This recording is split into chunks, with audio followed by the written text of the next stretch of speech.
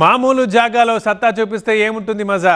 ప్రత్యర్థి బలంగా ఉన్న చోట తొడగొడితేనే దానికి ఒక కిక్ ఉంటుంది, ఓ లెక్కు ఉంటుంది. అందుకే ఆ జడ్పీ పీఠంపై కన్నేసింది ఏపీలో అధికార కూటమి. వైసీపీకి కంచుకోటైన బీటలు పడేలా బలమైన స్కెచ్తో ముందుకెళ్తోంది. వెరీ సూన్ ఏమైనా జరగొచ్చన్న ముచ్చట బలంగా వినిపిస్తోంది అక్కడ. ఇంతకీ ఈ స్థాయి చర్చకు కారణమవుతున్న ఆ పొలిటికల్ సెంటర్ ఎక్కడుంది, అసలు అక్కడ ఏం జరుగుతోంది? కడప మేయర్ పీఠంపై టీడీపీ కన్ను. వైసీపీ కంచుకోటలో పాగా వేసేందుకు ప్లాన్. సైకిల్తో టచ్లోకి వెళ్లిన కార్పొరేటర్లు. 2 నెలల్లో టార్గెట్ రీచ్ అయ్యేలా స్కెచ్.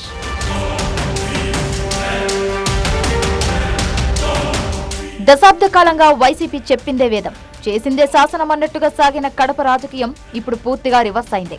ఎన్డీఏ కూటమి ప్రభుత్వం అధికారంలోకి రావడంతో ఎన్టీఆర్ కాలం నాటి రోజులు మళ్లీ వచ్చాయని గుసగుసలాడుకుంటున్నారట తెలుగు తమ్ముళ్లు. అదే ఉత్సాహంతో వైసీపీ కంచుకోటగా ఉన్న కడప కార్పొరేషన్ ని కైవసం చేసుకునే పనిలో పడ్డారు. వైఎస్ కుటుంబానికి కంచుకోట లాంటి కడప సిటీలో మొన్నటి ఎన్నికల్లో అనూహ్య తీర్పు వచ్చింది.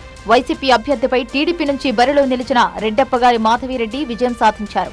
అయితే ఈ విజయంతో సరిపెట్టుకోకుండా కడపలో మరింత బలపడే దిశగా ముందుకు వెళ్తోంది టీడీపీ. నాడు అధికారంలో ఉన్న వైసీపీ 50 డివిజన్లకు గాను గంపగుత్తగా 49 డివిజన్లను గెలిచి మేయర్ పీఠాన్ని సునాయాసంగా దక్కించుకుంది. అయితే ఇప్పుడు రాష్ట్రంలో అధికార మార్పిడి జరగడంతో కార్పొరేషన్లోనూ పరిణామాలు మారుతున్నాయి.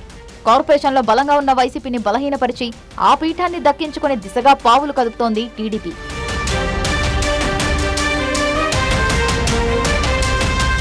కడప మేయర్ పీఠం దక్కాలంటే టీడీపీకి దాదాపు 26 మంది సభ్యులు అవసరం. అందుకే ఆ సంఖ్యను రీచ్ అయ్యేలా స్కెచ్ వేస్తోంది.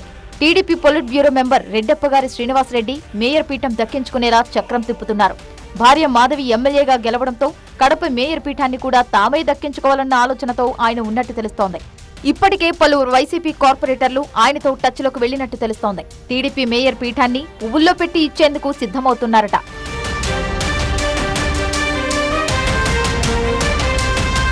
కడప మున్సిపల్ కార్పొరేషన్లో ఏ మాత్రం బలం లేని టీడీపీ ఇప్పుడు తాయిలాల ద్వారా ప్రత్యర్థి పార్టీలోంచి కార్పొరేటర్లను లాగేస్తూ తన బలం చూపిస్తోందట.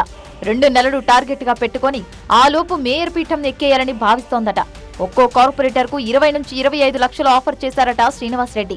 అంతేకాదు మేయర్ గా కార్పొరేటర్ కు 50 లక్షలు ఇవ్వడానికి సిద్ధంగా ఉన్నారంట. వైఎస్ కుటుంబానికి అత్యంత సన్నిహితంగా ఉండే సూర్యనారాయణ ఇప్పటికే టీడీపీలో చేరారు. దీంతో వైసీపీ కార్పొరేటర్లు ఒక్కొక్కరుగా సైకిల్ ఎక్కడానికి సిద్ధమైపోయారట. ఈ వలసల స్పీడ్ పెరిగితే 2 నెలలు కాదు, అంతకుముందే కడప మేయర్ పీఠం వైసీపీకి దూరం అవడం ఖాయమన్న చర్చ జరుగుతోంది.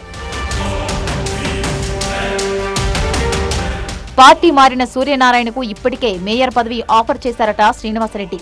అందుకే ఆయన వైసీపీని వీడి టీడీపీలో చేరినట్టు సమాచారం. మరోవైపు ప్రస్తుత మేయర్ సురేష్ బాబుకు కొంతమంది కార్పొరేటర్లతో విభేదాలు ఉండటంతో దాన్ని అనువుగా మార్చుకుంటోంది అధికార పార్టీ. టీడీపీ స్కెచ్ సక్సెస్ అయితే 2 నెలల్లో కడప మేయర్ పీఠాన్ని వైసీపీ కోల్పోవడం ఖాయంగా కనిపిస్తోంది. మరి దీనికి విరుగుడుగా వైసీపీ వేసే విరుగుడు మంత్రం ఏంటి అన్నదే తెలియాల్సి ఉంది.